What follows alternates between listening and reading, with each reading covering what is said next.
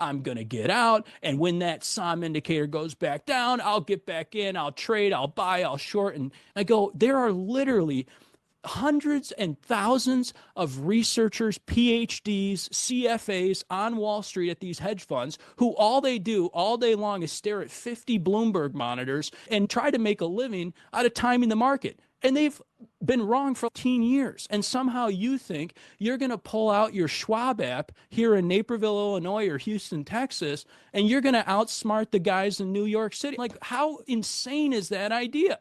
And so when you actually step back and think about this stuff, if you think about how crazy it is that you could possibly figure out how to get in and get out and know when to hold them and know when to fold them, and you got to be so careful with market timing, because the further down that dark road you go, you will cost yourself money. It's not about trying to time the market. It's about the time that you have in the market. When the market goes up or down, we don't get just steady, consistent 7-8% returns. If you look at your financial plan, we probably said, hey, we've made an assumption we're going to get 7%, 8% in the market long run. The odds of you actually getting a 7% return consistently every single year are very low. What does it do for all of our clients who've been with us 20, 30, 40 years, who are veterans in this? What do you typically see? You see down 10, 15%, down 5.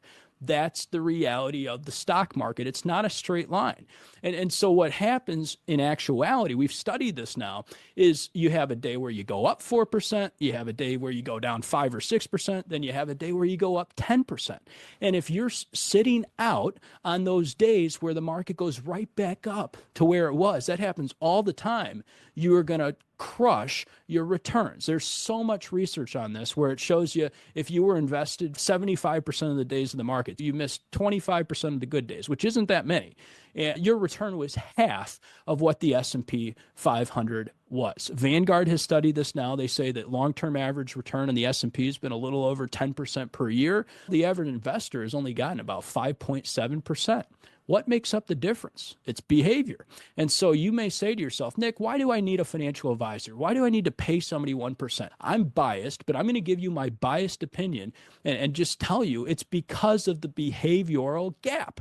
And you say, Nick, I've never panicked before. I've never had a meltdown. I've never jumped off the ledge and sold stocks, and I'm not going to do it now. So why do I need an advisor? There will be a day coming where you see some news or a headline that you've never seen before. When you start watching CNBC or Fox Business and stayed glued to your screens, be careful who you're listening to. None of those people are incentivized to keep you on a long-term plan.